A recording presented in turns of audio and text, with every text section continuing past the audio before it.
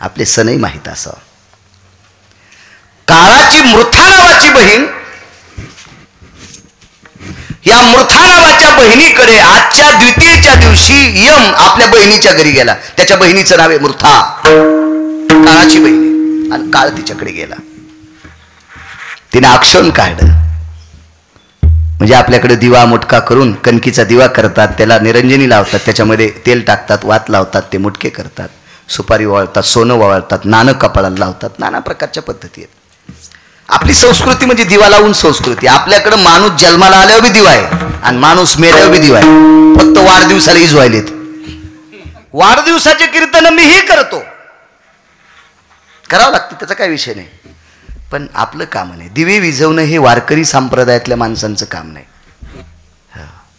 ती पाश्चिमात्य संस्कृती आहे. हो, आपली संस्कृती पायाखाली तुडवायची नाही. काही काही जुन्या महाराजांचे जर चरित्र ऐकले तात्या, तर या लोकांनी ज्ञानोबरायाच्या तुकोबरायाच्या सानिध्यात राहून 5-5, 6-6 कोसापर्यंत जाऊन मधुकरी मागायची. बाजरीच्या 4-4 दिवस सांभाळून बाजरीच्या शिळ्या भाकरी खाल्ल्या. आज त्यांनी संप्रदायाचे नियम मोडले नाही. खेड्यापाड्यामध्ये पायी पायी गेले, गुडघ्या इतक्या चिखलात धोत्रवरी खोसून गेले, तिथं कीर्तन केले, काकडे म्हणले, हरिपाठ म्हणले, तसेच घरी आले, कन्या आंबाड्या घुगऱ्या खाऊन परमार्थ सांभाळला. काल परवाच्या अशा टपराच्या 10-5 लाखाच्या गाडीत बसणाऱ्या नालायकानं संप्रदाय धाब्यावण्याचा नाही. काय तू या बापाची टप्पर आहे का? त्या बापाची जहागिरी आहे नालायका? संप्रदायाचा बट्ट्याबोळ करायची ताकद लायकी नाही, आपली लायकी नाही, नालायकपणा आहे. 10, 5, 50 पिढ्या मातीत जातील त्याच्या. मी तर नेहमी सांगत असतो, ज्या ज्ञानोबराय तुकोबरायच्या नावाने आपण भाकरी खातो, या स्टेजवर दारू पिऊन याचं नाही. आणि दारू पिणाऱ्या व्यक्तीला जर गावातले काही माणसं पैसे देऊन बोलित असतील, तर ज्यानं पैसे देऊन बोलिले त्याच्या 42 कुड्या मातीत जात्याल. दोष त्याला नाही, वागवा, दोष त्याला नाही. पिऊन येणाऱ्याला दोष नाही, पिऊन येणाऱ्याला जे पैसे देते त्याला दोष आहे. द्रव्य पात्र विचारून आपण दिलेल्या द्रव्याचा जर अपव्यवहार होत असेल तर पैसे देणाऱ्याच्या डोक्यावर पाप बसत असतं. भाऊसाहेब, ₹100 साधूचं सोंग घेऊन दारात आला आणि तुम्ही जर त्याला ₹100 दिले, त्यानं जाताना 77 रुपयाची पेली आणि बायकोला जर त्रास दिला तर त्याचं पाप तुमच्या डोक्यावर पडतंय. तर मग संप्रदाय तर इतका गोड आहे. या संप्रदायात नाटकं जमत नाही. अहो, नाटकात नाटकं जमत तर संप्रदायात नाटकं कशी जमतील? नाटकात नाटक पचत नाही. मारुती झाला आमच्या इथे, नेहमी सांगत असतो, नाटकात मारुती झालं. खपक्या माणूस होता दिसायला, 113 किलोचा. हे आज्या, खपक्या माणूस त्याला मारुती केलं, शेंदूर लावला तोंडाला, बायकोची लाल साडी अर्धी पाडी, लगेच लंगोटी केली ना अर्ध्या साडीची शेपटी. अरे हनुमाने रे पुछडी. रंगात आलं रामायण, रंगात आणि पोरग पळतच आलं, बाबा मला दुसरा भाऊ झालाय.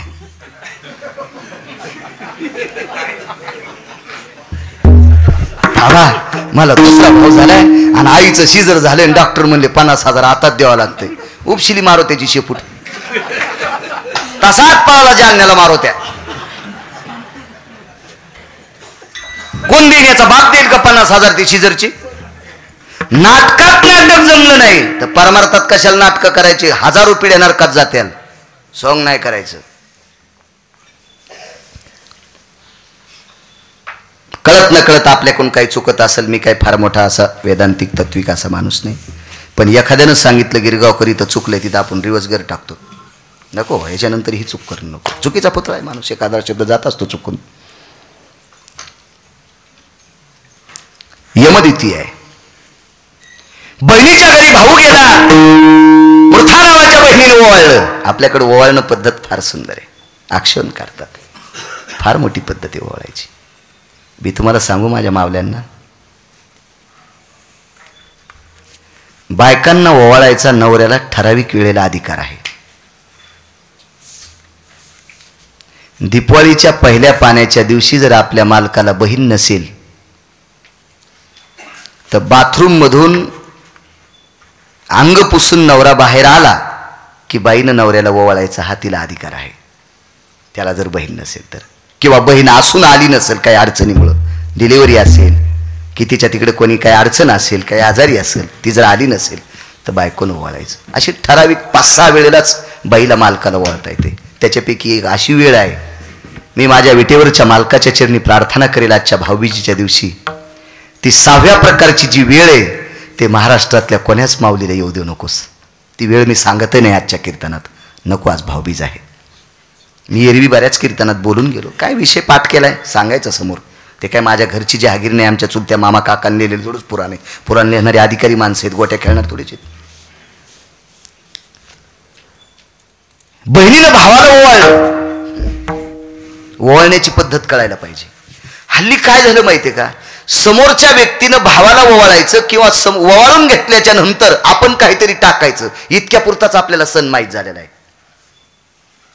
भाऊबीज हा असाच सण आहे. बहिणीनं भावाला राखी बांधायची, ओवाळायचं, गंध लावायचं, राखी बांधायची आणि भावानं तिला साडी चोळी 10-5 रुपये टाकायचे, इतक्या पुरतच राखी पौर्णिमेचा सण माहिती आहे.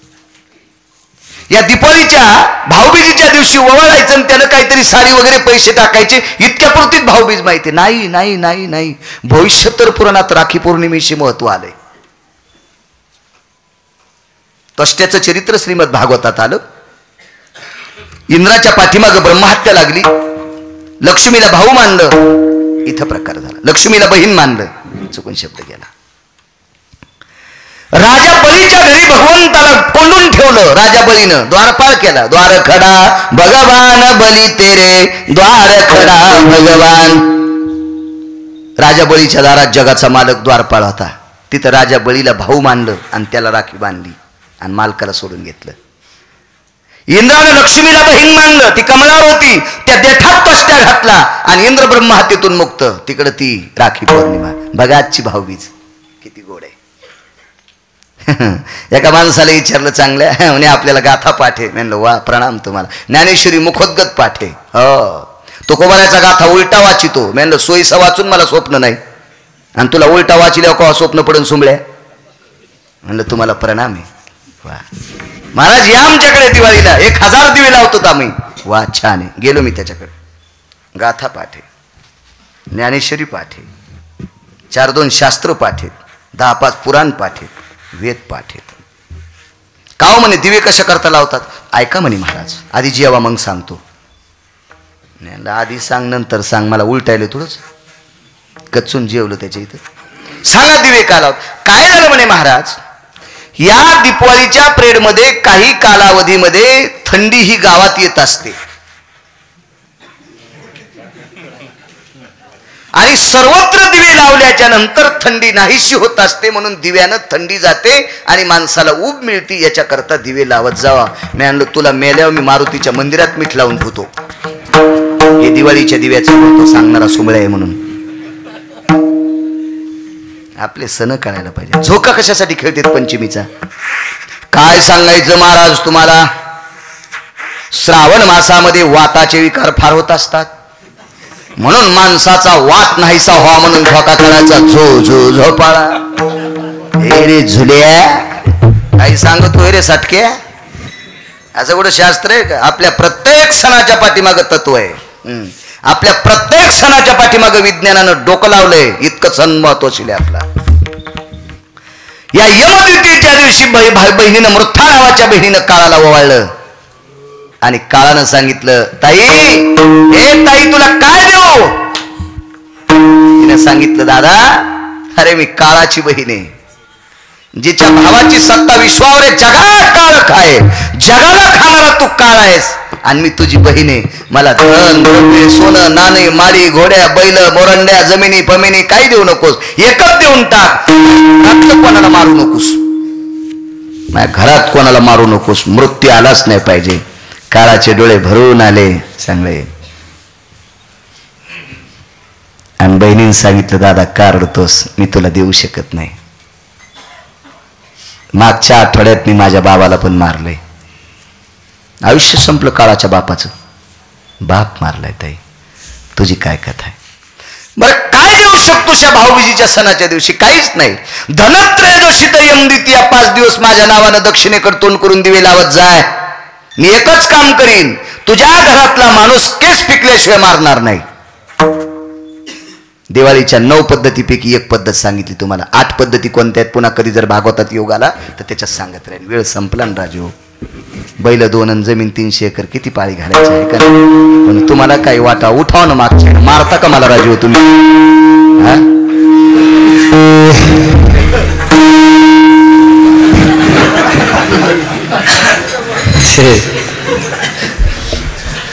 म्हणून दिवे लावायची पद्धत आहे. दिवा फार तत्वशील आपल्याकडे. अगा सटवीची राती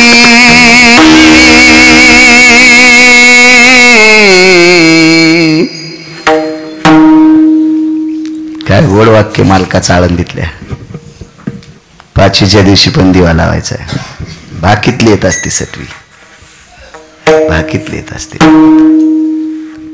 असा धर्म सिद्धांत रान आणि आगातूक नावाच्या सटवीनं दिवा इजला आणि रावणाचं भविष्य लिहिलं. तिथं चुकीचं बरं जाऊ द्या, ते रामायणातला प्रसंग. आपला वेळ संपलाय. भाऊबीजी फार तत्वशील सण आहे. दिवा लावायचा, दिवा लावायचा. दक्षिणेकडे तोंड करून दिवा लावायचा फक्त आजच अधिकार आहे, फक्त दिवाळीतच. एरवी दक्षिणेकडे तोंड करून दिवा कधी लावित असते? आपल्या घरातला कोणी व्यक्ती स्त्री किंवा पुरुष जर वारला तर ज्या जागेवर बसला त्या जागेवर जो दिवा लावतात त्याचं तोंड दक्षिणेकडे असावं. एक आपण जर वास्तुशांती केली, कुठलाही यज्ञ केला की वास्तुशांती जरी केली तर यज्ञ करावा लागतो. नवरात्रामध्ये यज्ञ करावा लागतो. कुठला जरी यज्ञ केला तर त्या यज्ञाला बलिपिंड द्यावा लागतो. त्याच्यात एक भात असतो, पंथावर भात घेतात, भातावर दिवा ठेवतात. तो दिवा दक्षिणेकडे तोंड करून टाकायचा आणि मग हात तो दिवा दक्षिणेकडे तोंड करून. एरवी कधीच दक्षिणेकडे तोंड करून दिवा फक्त या दिवाळीच्या 5 दिवसातच दक्षिणेकडे तोंड करून दिवा लावतात असं शास्त्र सांगतं. म्हणून मी तुमच्या समोर सांगतो. आणि शास्त्र काही आमच्या चुलत्या मालत्यानं लिहिलं नाही. तुका म्हणे नाही विश्वास ज्या मनी पहावे पुराणे उच्चारणे, असा पुराणातला हा यम द्वितीय नावाचा 9 पैकी 1 सिद्धांत तुमच्या पुढे मांडला. बाकीच्या 8 सिद्धांतातले 6 सिद्धांत माझ्यापर्यंत पोचलेत. कालच्या लॉकडाऊन मध्ये वाचायचा योग आला म्हणून सापडे भाऊसाहेब. म्हणून म्हणून म्हणून म्हणून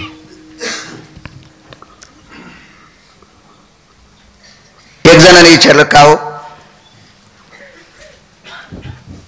यमानं बहिणीला सांगितलं दिवे लावत जाय, मग तिने तिच्या तिथंच लावानं. तर मुलगी 2 कुळाचा उद्धार करत असते. मुलगा जर खराब जन्माला आला तर फक्त एकच पिढी मातीत घालते, एकच कुळ. पण मुलीचा जर पाय वाकडा पडला तर 2 कुळाचं नाक कापिती, बापाकडचं आणि सासऱ्याकडचं. म्हणून उभयंता ती दिवाळीच्या सणाला आल्याच्या नंतर मोठ्या आदरानं दिव्यांची आरास करत असते, दिव्यांची आरास करत असते. तर ती काळाची बहीण असते. ती यमदिती आज मृथा नावाच्या व्यक्तीला ती प्रार्थना करती, हे मृथा माते, तो तुझ्या भावाला सांग माझ्या सासरकडचाही तरुण मरता कामा नये आणि माझ्या माहेरातलाही तरुण मरता कामा नये. आणि विनवणी लेकीची ऐकत असतो. फार मोठं शास्त्र आहे. कळसाला मुलींचेच पैसे का असावा, लय मोठं सिद्धांत आहे त्याचा. फार मोठा सिद्धांत आहे, फार मोठा. बघू कधीतरी एक. अशा पवित्र या यमद्वितीया भाऊबीजीच्या सणाच्या तुम्हाला कोटी कोटी शुभेच्छा. दो शंख श्राद्धो मुष्टिको भयस्थितं चानुरा सर्वास्थितं अपसव्या सव्यानां गयाव्रजनो सकल लुप्तं पिंडोदकं पितरं रक्तचंदनमांगुष्टादि स्नानं काग श्राद्धो भय व्याप्ती यज्जायते नहा. हे सगळं करावं लागतं कुटाने. मग हे इतक्या इतक्या टोकाला जाचच नाही. त्याच्याकरता आपण आपले पितर घातले पाहिजे. तुम्ही म्हणताल हा कीर्तनात सांगून दिलं म्हणजे झालं, पुढे एखादं म्हातारं मेलं की यायचं कीर्तन फिक्स. हे अशा कार्या घालतेत ना काही काही नाकात.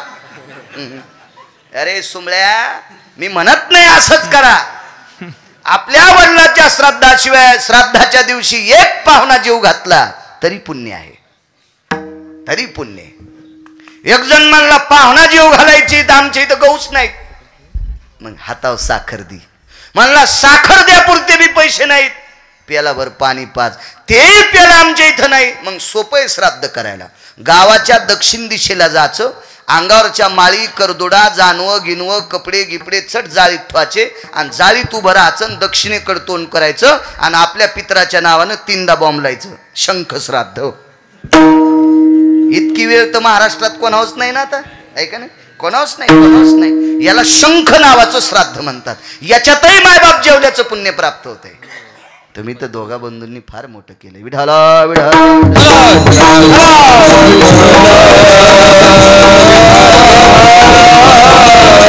ज्याचे आयुष्य नोहे लेखा तेही देखा निमाले. ज्यांचं आयुष्य लिहिता येत नाही, अहो निसर्ग ज्यांच्या मुठीत ते असे माणसं मरू शकतात. बघा, ऐका उदाहरण. मृदंगाचार्य महाराज, पेटीवाले महाराज, ही गान सम्राट, गान कोकिळा, मोठी गाजलेली लोक आहेत, ती चांगली माणसं आहेत. कोकिळ कंठी गंधर्वाची कृपा असणारी माणसं आहेत. अशी सुंदर गायनाचार्य याही बाजूची मंडळी, सर्वांना प्रणाम करतो. रयतेचे राजा छत्रपती शिवाजी महाराज, अहो माणसाला माणसं म्हणून जगण्याचा ज्यांनी घोड अशा प्रकारचा संस्काराचे डोस दिले, असे सद्गुरू भगवान बाबा. इकडं 19 संन्याशापैकी टोकाचा संन्याशी मारुतीराय, भगवान रुक्मिणी पांडुरंग परमात्मा आणि राजकारणातला घोड अशा प्रकारचा एकेकाळचा हरवलेला हिरा स्वर्गीय गोपीनाथरावांचा सुद्धा पुतळा पाठीमाग आहे. आधी जमलेली परिसरातली तुम्ही श्रोते सज्जन, कोणी राजकीय क्षेत्रातला असेल, कोणी व्यापारिक क्षेत्रातला असेल, कोणी वैद्यकीय क्षेत्रातला असेल, माझा शेतकरी राजा असेल, शैक्षणिक क्षेत्रातला असेल, आध्यात्मिक क्षेत्रातले महाराज मंडळी असतील, सर्वांना नाक घासून प्रणाम. विठाला विठाला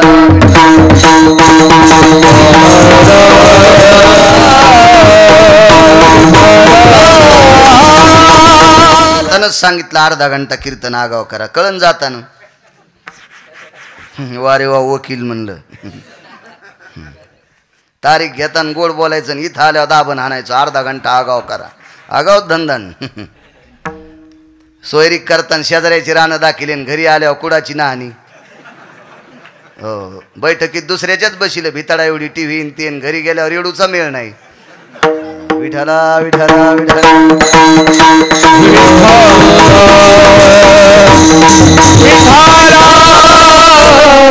पलीकडच्या कडीला एका महात्म्याला जायचं होतं. पाक काल मर्यादा किती ताब्यात आहे लोकांच्या. यांचं ऐकलं आपली काय कथा आहे, उघड डोक्यात आणायचं, उघड डोक्यात आणायचं. पलीकडच्या कडेला जायचं, नदीचं पात्र भरलेलं आहे. कसं जायचं?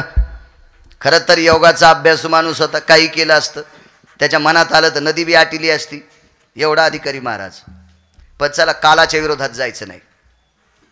तारुण्य होतं 22 वर्षाचं, मुसमुशीत तारुण्य, ज्याच्या चेहऱ्याकडे बघितल्याच्या नंतर सूर्य लाजत होता, असा महाराज.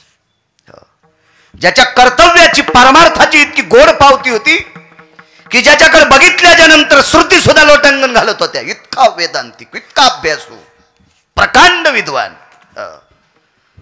10 भंगपाठ करून दुसऱ्याच्या नाकात काळ्या घालणार नाही. प्रकांड विद्वान, प्रकांड प्रकांड. पण पलीकडे जायचं, नावा झाडाला बांधलेल्या आहे. एकाही नावेत नाव हाणणारा कोणी नाही. एक नाव दिसली झाडाच्या पलीकडून, त्या नावेत नाव हाणणारी व्यक्ती होती. ती पुरुष नव्हता, ती बाई होती. आणि महाराजाने विचार केला, बाई नाव हाणायला ना आपण कसं बसावं? बर, सोबती असल्यावर काय नाही, बाई एकटीच आणि महाराज एकटच. हो, 10-5 मिनिटं विचार केला, बसावं कसं? बरं, नाही बसावं तर पर्याय नाही, पलीकडे जायचंय कसं? नाईलाजानं महाराज त्या नावेत बसले. त्या बाई शांत करण्यात काही पाप नव्हतं. माझं असं मत आहे, कोणी किती नालायकपणा करो, या भारतातल्या पवित्र ज्या स्त्रीच्या पायातली चप्पल सरळ आहे, वाक्य नीट ऐका माझं, या भारतातील, या महाराष्ट्राच्या मातीतील ज्या पवित्र स्त्रीच्या पायातली चप्पल सरळ आहे, अशा स्त्रीच्या समोर रावण जरी आला तरी नतमस्तक होईल. तिनं तिच्या चपलाचे पट्टे तुटू द्यायचे नाही. तिनं तिच्या चपलाचे बुंड तुटू द्यायचे नाही. टप्परत नाही कोणा नालायकाचे. काय खवनाची माय व्याली, पाहता कामे व्याभिचार वृत्ती झाली. ठके ऐशी भस्मली केनेची बापा नैवम गांजा कसम लिखितम. हे काय गांजा फुक्यान लिहिले का? अहो आचरणाचा तत्वाचा गोड अशा प्रकारचे पाडे असणारी सीता नेली रावणानं. काय केली? काय गळ्यात बांधायची होती का त्याच्या? अहो सीतेच्या जवळ गेला की रामाच्या व्यतिरिक्त जगातला कोणी जरी गेला तर तो नपुसक होत होता, त्याचा काम शिल्लक राहत नव्हता.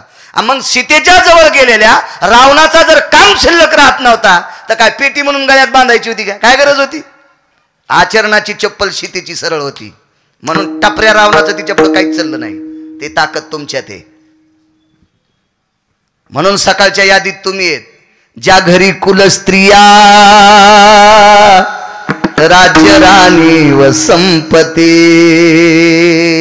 इतक्या कुलवान आहात तुम्ही, इतक्या अधिकारी आहात तुम्ही. निश्चिंतपणे नावेत बसलीत, वले हातात होते. मला मध्ये बसायचंय, बसा.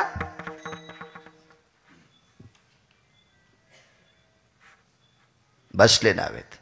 नावेत दोन बाजू असतात, अर्ध्याची तोंड इकडं अर्ध्याची तोंड इकडं, अशी नाव.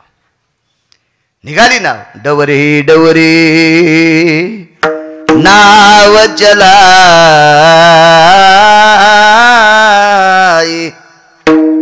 चांगले लोक असल्या मलाही जरा जरा गाता येते. आकरा आकरा मस्त वलय चालले होते. अर्ध्या नदीच्या पात्रात नाव आल्यावर महाराजाचं लोणी पगळलं. लोणी म्हणजे काम. या बा फ्रीज मध्ये लोणी ठेवलेलं घट्ट लोण्याचा गोळा सांगळे, हे विस्त्या जोडण्याला की इतळ तूच. हो साहेब, तुमचं नाव काय? भाऊसाहेब घुगे. हो, एकदा मी तुमच्याकडे हो आलतो. ते काय लय दिवस झाले ना. तसं मेमरी कार्ड टाईट आहे माझं. मी जिथलं मीठ खाल्लं तिथलं इसरत नसतो. हो हो हो हो. आणि मीठ खाऊन जर कोणी इसरत असेल तर त्याच्यासारखा रावणच दुसरा कोणी नाही ना. हाय काय नुसतं मीठच नाही खाल्लं, खपक्या पाकिट बी आणलं होतं. हा. आणि मग ते लोणी इस्त्याजवळ नेलं, त्याला त्याचा स्वभाव इतळणं. एकांत स्त्री आणि पुरुष आली की काम उत्पन्न होणं निसर्गाचा नियम आहे अण्णा. म्हणून नको नको स्त्रियाचा, नको नको स्त्रियाचा करीती आघात पुरुषाशी. जगातल्या प्रत्येक स्त्रीला माय म्हणून लांबून नमस्कार करावा. तुका म्हणे सर्प इंचू नारायण आणि वंदावे खिशात ठेवून दुरून. दुरून का खिशात ठेवायचे? धरून नमस्कार करायचा. धरून धरून धरून धरून. ही तशी स्वतःची पत्नी सोडून जगातल्या प्रत्येक स्त्रीला माय म्हणून, आदिशक्ती म्हणून, जगदंबा म्हणून धरून नमस्कार करायचा. आयुष्यभर त्याचा कोणीच वाईट करू शकत नाही. इतकी मोठी ताकद आहे, इतकी मोठी ताकद आहे. हो.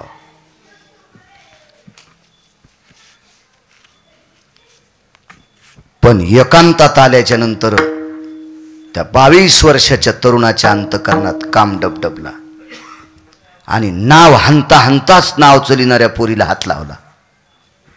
हो, काही लाल होस तर हाणले असं केल्या. 1.5 महिना त्याच्या अंगावर कातडे आली नाही. अशा आगावपणा केला की लय अवघड असते. पण ती पोरगी आणि महाराजच नाव आहेत, ज्याचे आयुष्य न लेखा सांगतोय. हाताला स्पर्श केल्याबरोबर ती फार चांगली मुलगी होती. आद्रिका नावाच्या देवांगणीची कन्या होती. हो, फार अधिकारी, फार अधिकारी. माझ्या श्रीमद भागवतातलं जर नाव सांगायचं झालं तर तिचं नाव होतं मच्छगंधा, तिचं नाव होतं यौजनगंधा, तिचं नाव होतं सत्यवती. हे 3 नाव. आणि वारकरी संप्रदायात तिला एक नाव आले, दुर्गंधा. यौजनगंधा तेच म्हणजे दुर्गंधा, मच्छगंधा म्हणजे दुर्गंधा. लसलसीत तारुण्य तिचं सुद्धा. गंगेचं पाणी लहऱ्या मारत होतं तिचं रूप पाहिल्याच्या नंतर.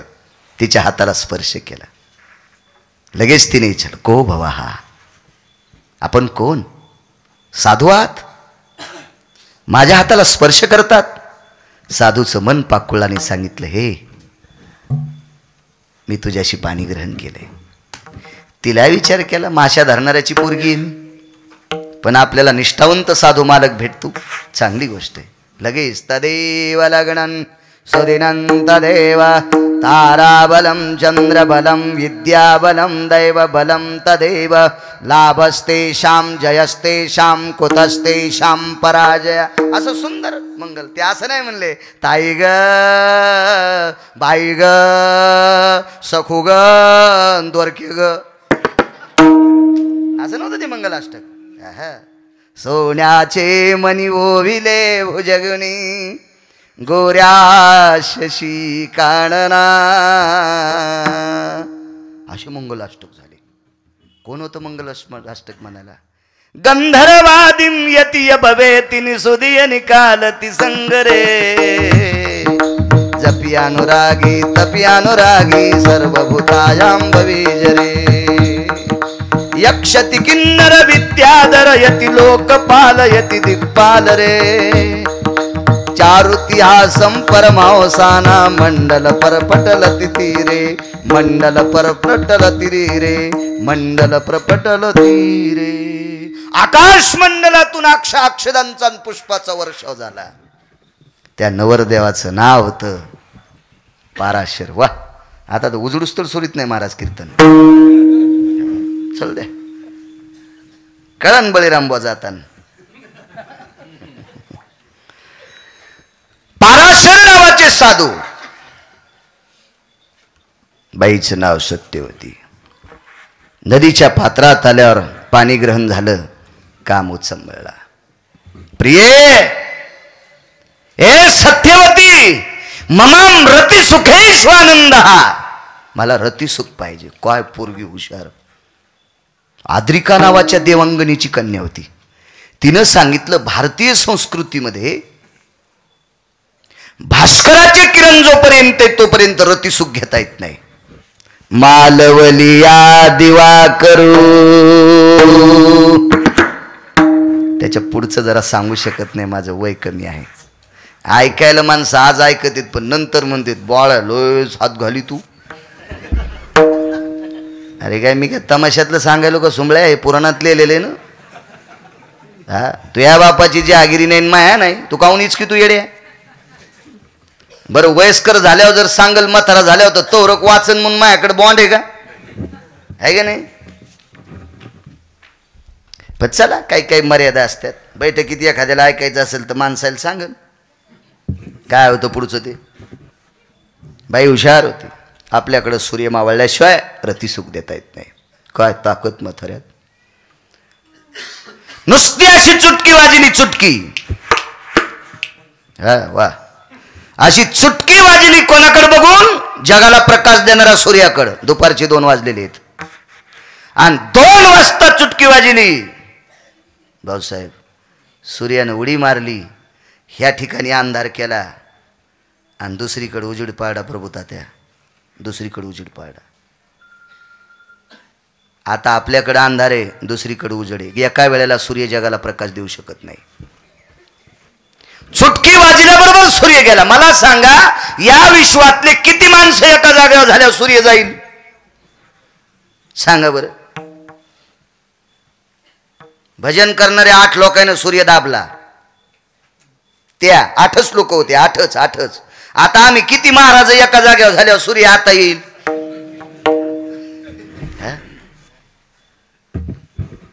होय सोमा, मोठा हसं तू खसखस पिकल्यावानी. कसं शक्य आपल्याच्यानं? नाही शक्य नाही. चुटकी वाजल्याबरोबर तेजो भास्करो भयो कांती हा निशाचरो भव प्राप्त्यानाम दिनत्रय मध्यानस्तु यज्जायते न दिवाकरा.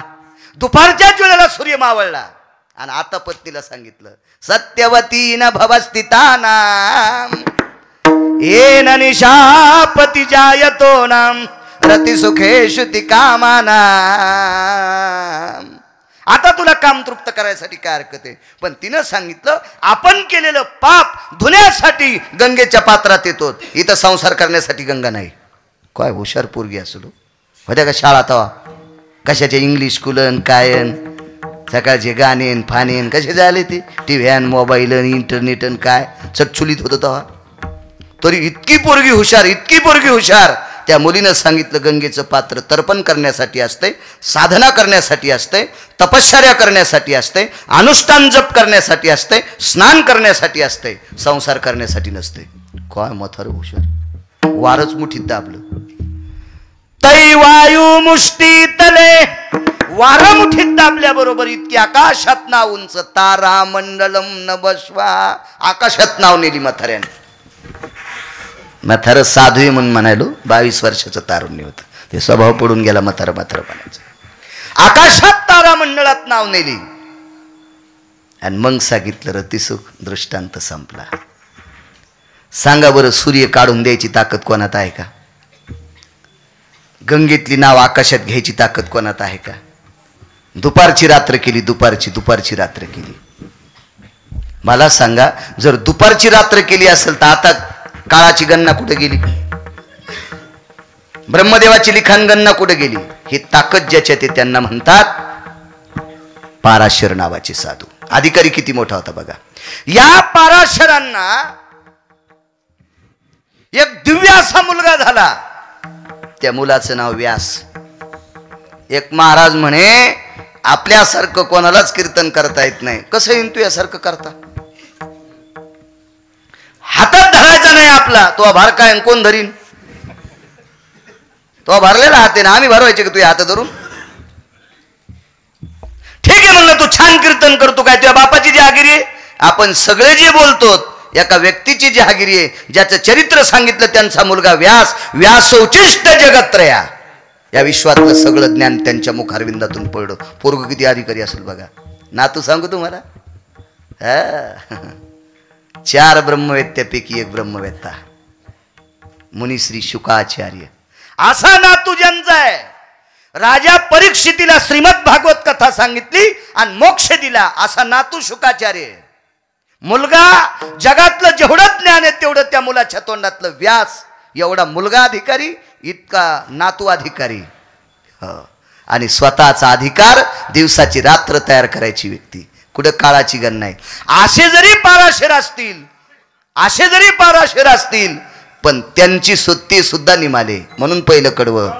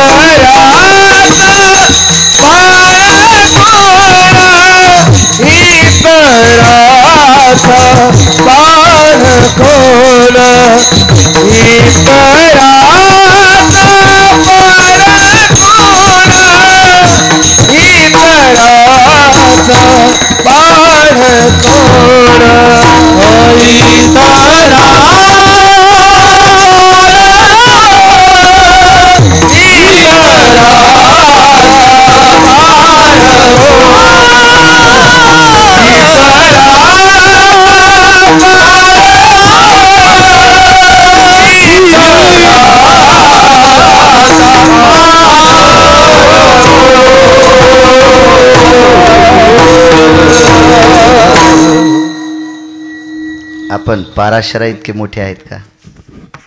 ते गेले, आपले एकनाथराव गेले, काय नवले, जावं लागेल. एका व्यक्तीचे वडील गेले, इतराचा पाड कोण हा पुरावा सांगतो. वडील वारले एका व्यक्तीचे, आईला दुःख झालं, मुलगा करता होता. 15, 16, 17, 18 दिवस निघून गेली.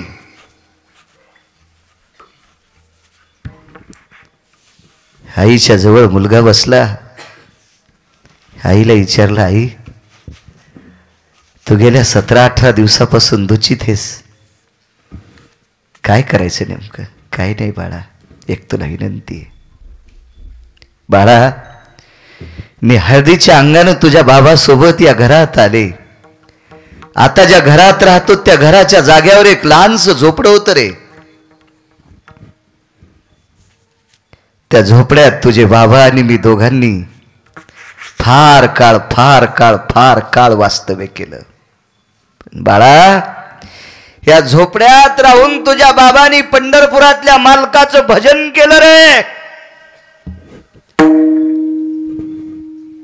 आणि बाळा, त्या भजनाची पोच पावती आपल्या झोपड्याचं घर सोन्याचं झालं. नुसतं घरच नाही, अख्खं गाव सोन्याचं झालं.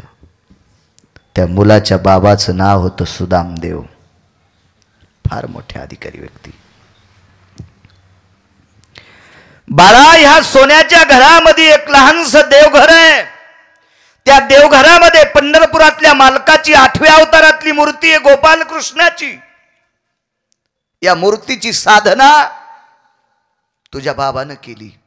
बाळा, ती साधना इतकी टोकाला गेली, ती भक्ती इतकी टोकाला गेली की तो द्वारकेतला मालक प्रसन्न झाला. त्यानं अख्खं गाव सोन्याचं केलं. गाव सुवर्णाचा दिला गा, अख्खं गाव सोन्याचं झालं. आई, नेमकं तुला काय म्हणायचं? बाळा, अरे तुझ्या बाबांनी ज्या विठ्ठलाची, ज्या भगवान कृष्ण परमात्म्याची सेवा केली, एवढं मोठं विश्व निर्माण केलं त्या सेवेत. आता तुझ्या बाबानं जी परंपरा चालवली ती पताका तू खांद्यावर घे. माझ्या वडिलाची तुझ्या बाबांची पताका तू खांद्यावर घे. काय करू आई? बाबा रोज सकाळी 2 तास या मूर्तीची पूजा करत होते. करतो हा नियम. धर्म सिद्धांत असा सांगतो, नित्य नेमावीन अन्न खायतो. स्वान म्हणजे कुत्रत ना. नेम न करता जर कोणी भाकरी खाता असेल तर समजायचं माणूस असला तरी रूपात माणसाचे आहे, पण बेट कुत्र आहे. याच्या जरा हात घालून बोलू का? जिहम नियमम वर्जती स्वानम भवे जायते. नियम वगळता जे जगतय ते कुत्रे. मग कुत्र्याचे मायबाप कोण? कुत्र. माय कोण? आजी, आजोबा, पणजी, पणजोबा. एकम नियमम जायते तथा स्वानम कुलोद्भवा. नियम चुकवता जे भाकरी खातय त्याचं अख्खं कुळ कुत्र्याच्या यादीत. संतोष भाऊ, अख्खं कुळ कुत्र्याच्या यादीत. म्हणले नियम कोणता करायचा? कोणताही करायचा. सकाळी स्नान झालं की मारुतीरायाचं दर्शन, इतकाच नियम. तुम्हाला जवकतू तितकंच. लय ओझ बोकांडीवर घ्यायचंच नाही. शरीर 7 किलोचं 18 किलो बोजा घेतल्यावर मरशीन सुंबळ्या. एकच नियम करायचा. 2 ज्ञानोबरायच्या ओया वाचिल्याशिवाय पाणीच पिणार नाही.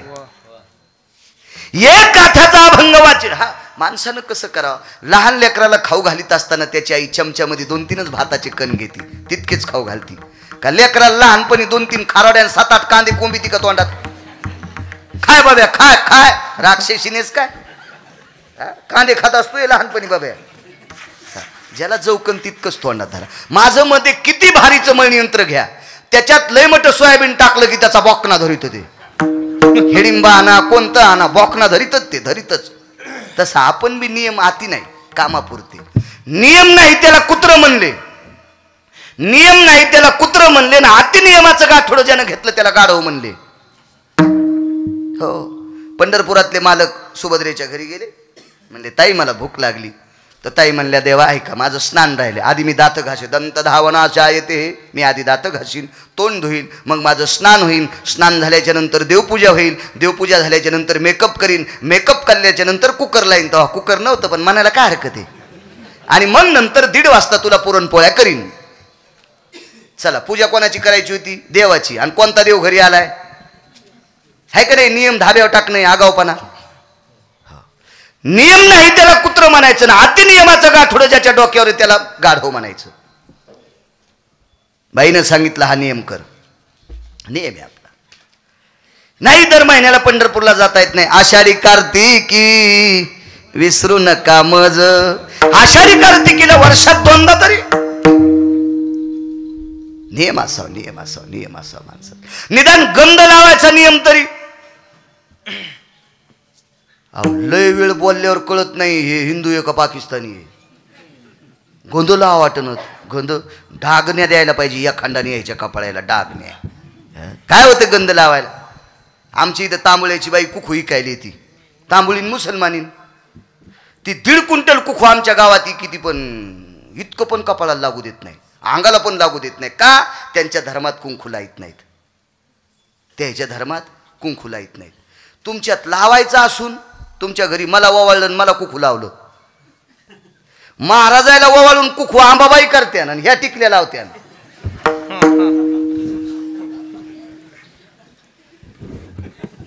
कशा असं ते एकूण एकीला, जशा तुकाराम महाराजाच्या चुलत्यात बसलेत पुढं. काहीच नसं तुका कुकू लावल्या.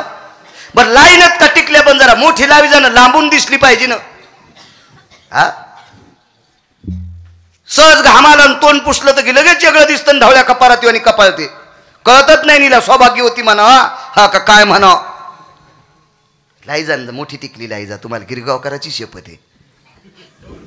आजच्या भाऊबीजीचं इतकं देऊन टाका मला, फक्त टिकली जरा मोठी करी जा. अहो सूक्ष्मदर्शकाखाली पाहावं लागायले. हो, पाया पडल्यावर कळलं ना आशीर्वाद सौभाग्यवती म्हणून द्यावा. का इष्टम गंगा भागीरथीं जायते तत्र जायते लुप्तम बिंदू भया. जागावपणा नसून नाही माईवत असं नका करी जाऊ. महाराष्ट्रातले आहेत तुम्ही. बरं हा, मस्त हसता तुम्ही उगे पेढे खाल्ल्यावानी.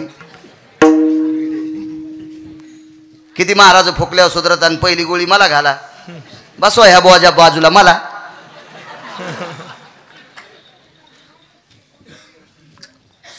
संस्कृती, नियम पाहिजे, नियम पाहिजे, नियम पाहिजे. बायकांनी नियम करायचा, रोज सकाळी तुळशीला पाणी घातल्याशिवाय बाकीचं करायचंच नाही.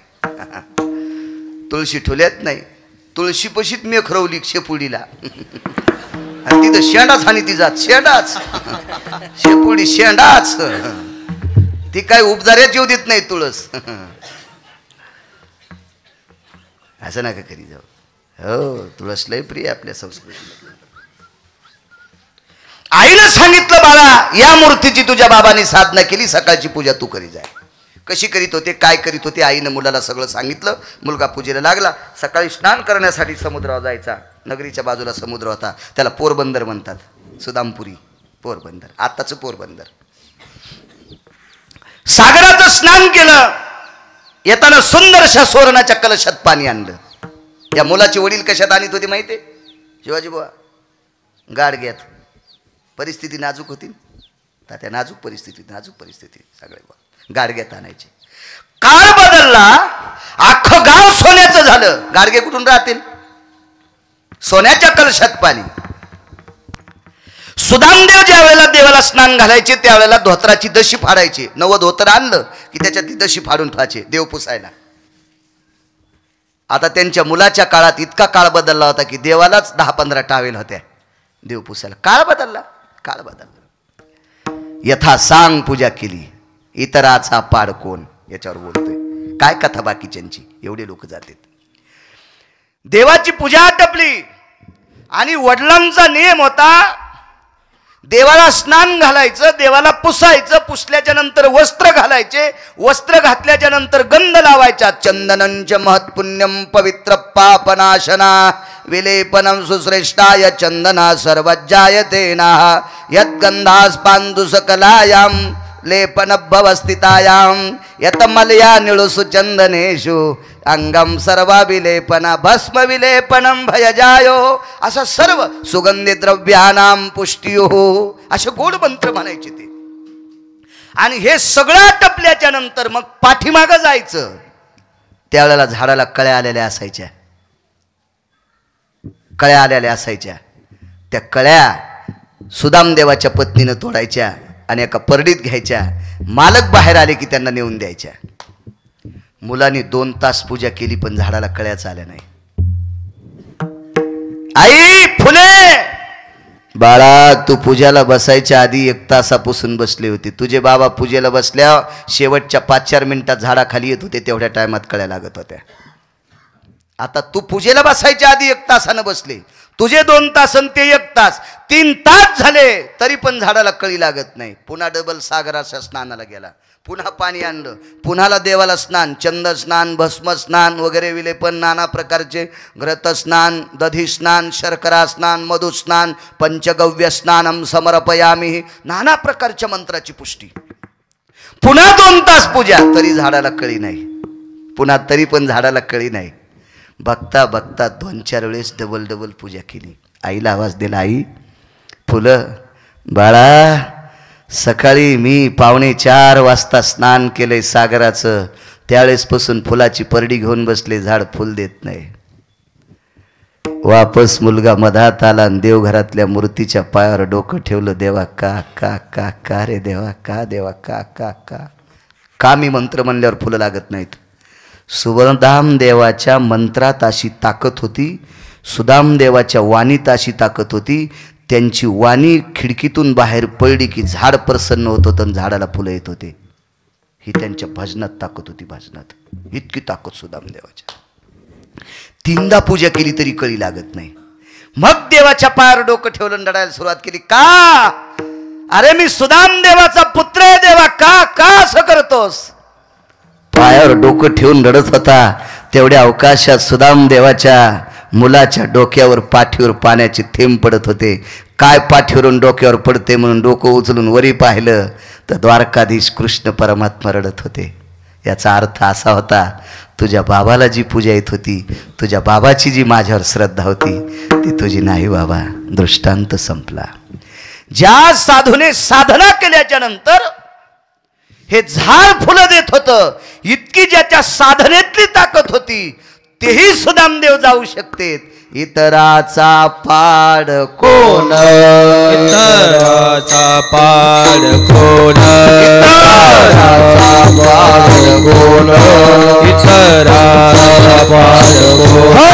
चुके जाण चुके मिले जाण चुके मिले जाण चुके मिले जाण चुके.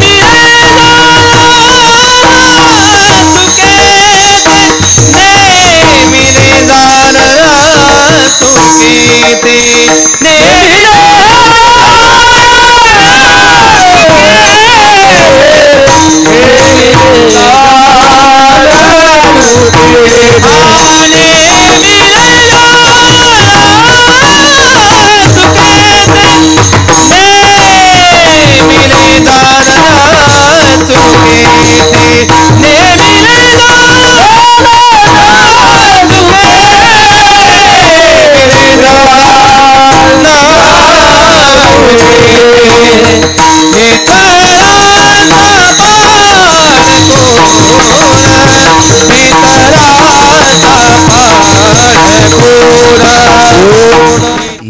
मोठे सुदामदेव जाऊ शकते तर आपला काय पाड. काय एकनाथरावांची कथा आहे तिथं, जावंच लागेल. पंढरपुरातला मालक 7व्या अवतारात भावाचं डोकं मांडीवर घेतलं आणि रडू लागला. त्या भावाचं नाव होतं लक्ष्मण. त्या पंढरपुरातल्या मालकाचं 7व्या अवतारातलं नाव होतं भगवान प्रभू रामचंद्र. शक्ती लागली. रावणाला लग्नात सप्रेम भेट आलती. सुमाली नावाच्या राक्षसानं शक्ती आंदन दिलती. ती ब्रह्मवरदानयुक्त शक्ती होती. ती शक्ती खरं तर रावणानं लक्ष्मणाला मारलीच नव्हती. त्याला राग आलता, महाभाऊ मला सोडून दुसऱ्या पक्षात काऊन गेला. त्याला त्याच्या भावाचा राग आलता. अहो शेजाऱ्यानं आपला कापूस नेऊ द्या हो, शेवटी ते शेजारीचे. पण आपण ज्या अन्नाला गेल्यावर जर बायको मुकट ऐकीत असेल तर कशा असतात बघा ना.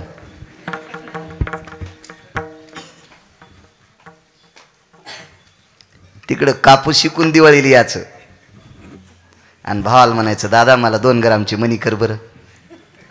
ते म्हणला ताई औंदा कापसाचं वाजलंय, सोयाबीनला भाव नाही, काय मणी करू. तू मुकाट्या बस, पैसे मयचेत, फक्त तो नाव करून करायचे. मला चेहरा पाहिल्याबरोबर त्या 5-6 जणी कळाल्यात. घरून मालकाची कोण पैसे आणले तुम्ही आणि भावाचं नाव करून टाकले. तुम्ही उभे राहा, 4 जणी उभे राहा. तुम्हाला मै शपथ उभे राहा. नाही बरं जाऊ दे, आजचे दिवस माफ करतो. ते म्हणल्या माय मेला कशाला आणला गो, उगच आलोत मायाच्या कीर्तनाला. नाही कोणी म्हणाल्यात, मला नाही म्हणला. मला चेहरा पाहिल्या पाहिल्या कळतं कोण कोण मालकाचे पैसे चोरीत. एक माणूस म्हणला आपली बायको कधीच चोरीत नाही, पैसे बदलल्यावर कळाली. नोटा बदलल्या तर कोणा कोतवालाकडे बदलायला देईन का ती, याच्याकडेच बदलायला दिल्या सुमळ्याकडे. ह्या का नाही तुम्ही मला भाजीपाल्याला द्याल तर इतकं देत असतात का भाजीपाल्याला, का येत नाही होता काय घरी. विठाला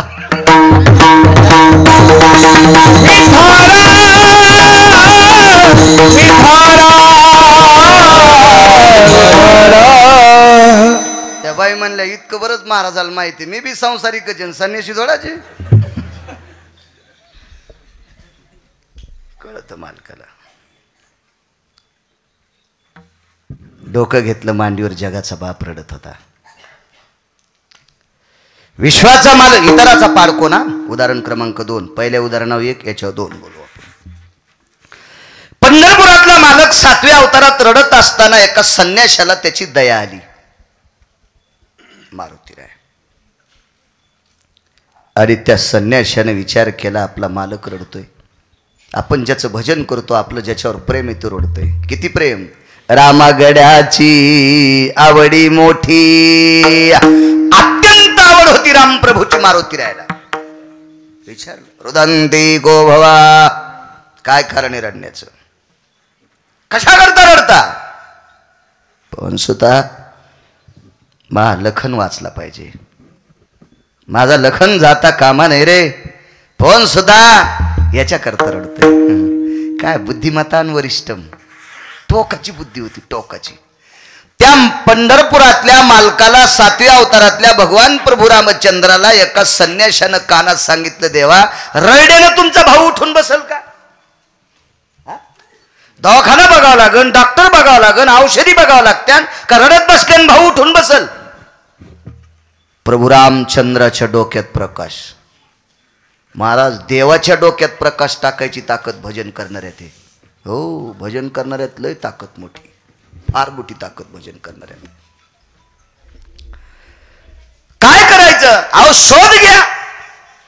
शक्ती लागलेली आहे. सूर्योदय व्हायच्या अगोदर औषधी आणणं गरजेचं आहे. सूर्याचे प्रकाशाचे किरण अंगावर पडणं आणि लक्ष्मण मरणे सोबत होणार आहे. तोपर्यंत काहीतरी पर्याय शोधा ना. नसली ॲम्ब्युलन्स तर कोणाची बैलगाडी बघा. नसली बैलगाडी पांदीनं चलत तर बाजावट्या का 4 जण खांद्यावर घेऊन मग रोडवर नेऊ, मग कोणाच्या ट्रकला हात देऊ, दवाखान्यात नेऊ. असे पर्याय तर बघावं लागतील. काहीतरी पर्याय बघा. तर प्रभू रामचंद्रानं सांगितलं, हनुमंता आपण समुद्राच्या तीरावर इथं कोण ओळखीचं आहे. लंकेमध्ये डॉक्टर असतील, आपण त्यांना काय विचारू शकतो, पण लंकेतला एक हुशार भजन करणारा व्यक्ती होता. हो, भजन भजन स्वार्थी भजन करणारा. मी म्हणत नाही बरं का, पैठण मधले मालक म्हणतात, मनसी बिभीषण शहाणा तो महामूर्ख जाना, आपल्याच यादीत होता. त्या भजन करणाऱ्याला संन्याशाने विचारलं, सांग तुझ्या नगरीत डॉक्टर कोण आहे? सुशन नावाचा डॉक्टर. त्या सुशन नावाचा डॉक्टर आमच्या लंकेतल्या सगळ्या लोकांचा डॉक्टर आहे. त्यानं तपासलं की कामच झालं. मारुतीरायाने सांगितलं, जाता का आणायला? नाही म्हणले. आमच्या दादाला विचारल्याशिवाय ते कोणाला इंजेक्शन देत नाही. रावणानं शिक्कामोर्तब केल्याशिवाय ते कोणाला विचारितच नव्हतं. रावणाचा मेन माणूस होता. मारुतीरायाने सांगितलं काही पर्याय? बिभीषणानं सांगितलं कवडीचा पर्याय नाही, काय मातीचा पर्याय नाही. मी करू, तुम्ही ठरवा काय करायचं. तर एकट्यानं उड्डाण केलं आणि सुशेन नावाच्या डॉक्टराच्या दारात आवाज दिला, डॉक्टर साहेब, ओ डॉक्टर साहेब. ते कशाचं ऐकत आहे? दारच नाही उघड. बेल वाजली. आता बेल होत्या, पहिले नव्हते बेल. ती बेल खडा खडा खडा दरुज वाजली. दरुज वाजल्याबरोबर डॉक्टरच्या मंडळी बाहेर आल्या. भाई आपण कोण? माय माय मी हनुमंत आहे. माय म्हणले मारुतीराय. कशामुळं म्हणले माहिती आहे का? मारुतीराय ज्याचं भजन करत होते तो मालक रडत होता आणि औषध द्यायची ताकद तिच्या नवऱ्यात होती, म्हणून तिला माय म्हणले. हो, आपलं ज्याच्याकडे काम आहे त्याला आदरवाचक बोललं पाहिजे. हो, आऊत मागायला गेला, अय राव साहेब आऊत देतो का? या तो रावणाचा चुलता काय सुमळ्या? आऊत त्याचं मागायला आणि इतक्या रगीलपणानं बोलाल, अय अय ते बैल रिकामे आहेत का? या अरे वा शाहूराव. आणि काम चोट्ट्यासारखं असं असतं का कुठं? अहो, ताक मागायचं असेल तर हिशोबान मागावं लागतं. ताक ताक. एक ताक मागायला गेली एक बाई, लय मोठा हुंडा घेऊन केलेली होती. बापान लय मोठं गठुडं भरून दिलं तर तिला, हे पुंजाना सांभाळण्यासाठी. असे काही पुंजाने हुंड्यावर सांभाळावं लागते. गेली ताक मागायला. अ जिजी ताक आहे का तुमच्या इथं? जिजी म्हणली, माय मी मसडा धुते, मसडा सांभाळते, धारा काढते. मग बोट वाकले वातानं धारा काढू काढून ही इतक्या लांबून रोडच्या पलीकडूनच म्हणून ताक आहे का जिजी? आज नाही केलं.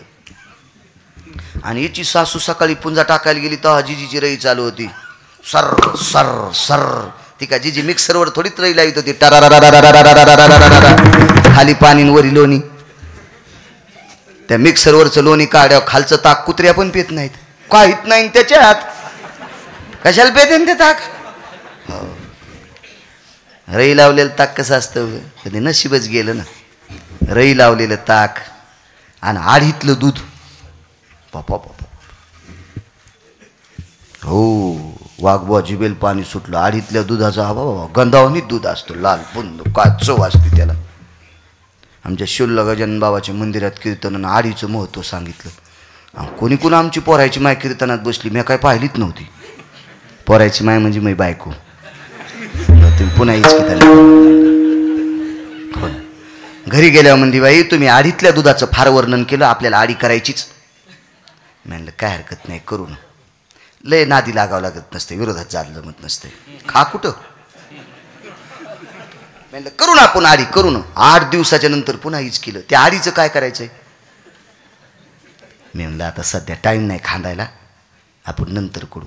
1 महिना गेल्याच्या नंतर आता म्हणली, लॉकडाऊन मध्ये तुम्हाला कीर्तन नाहीत ना, आता आडी करा. तर मी म्हणलं जाईन हिच्या डोक्यातलं, पण ते डोक्यातलं जाईच नाही गेलं. तिला म्हणलं आपला स्लॅब हे फक्त 4.5 इंचाचा आणि आडी लागती 1.25 फुटाची. आम्ही वरच्या मजल्यावर राहतो आणि 4.5 इंचाचा स्लॅब आहे. इतका तोडून जर खाली आडी केली तर खालचे जळतील. इस्तून गावऱ्या कशात टाकी ती.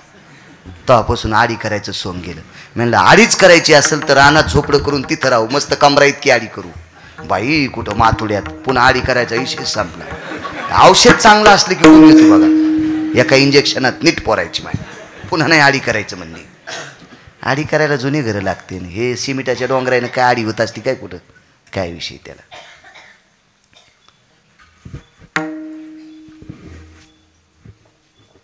काय सांगू लागलो? हा माय म्हणले माय माय हा ताक मागायला सासून सकाळी रही लावताना जिजी पाहिली आणि बबे तू गेलती ना ताक कसं मागितलं काय नाही मी अलीकडे वाट्यावरूनच मागितलं सकाता त्याच्या वाट्यावर होते आणि सकाता त्याच्या वाट्यावरूनच म्हणले जिजी ताक झालं का सासू म्हणली बाई हे पुंजानं आपल्या हावली केला पण बापानं 35 लाख याच्यासाठीच दिलते हे मेमरी कार्ड उघडलेलं कार्ड सांभाळा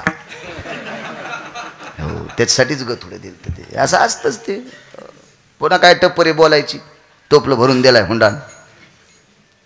हुंडा सांभाळायला जीजी म्हणलं मी आणते ताक सासू म्हणले हो तुम्हालाच लय देईन आता ही नेमकीच पुंजाना टाकून आलती तोंड पण नव्हतं धुतलं लगेच गेली जीजी घरी आहेस का ग हे जीजी घरी आहेस का घरी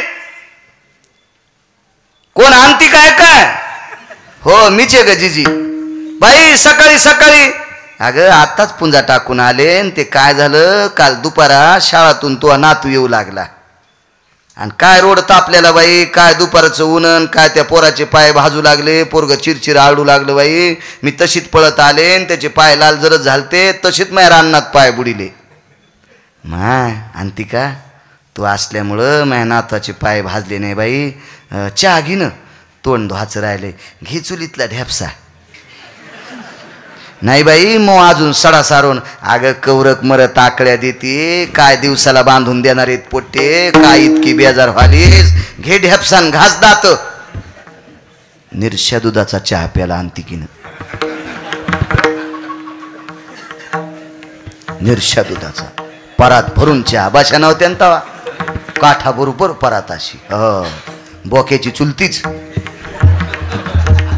अर्धा लिटर दुधाचा चहा प्याला माय येऊ का माय बस न ग अंतिके किती दिवसाला आलीस बाई बस बस बस अगं आज मथऱ्याचे पित्र येत म्हणजे अंतिकीच्या सासऱ्याचे आणि पित्राला म्हणलं कढी करा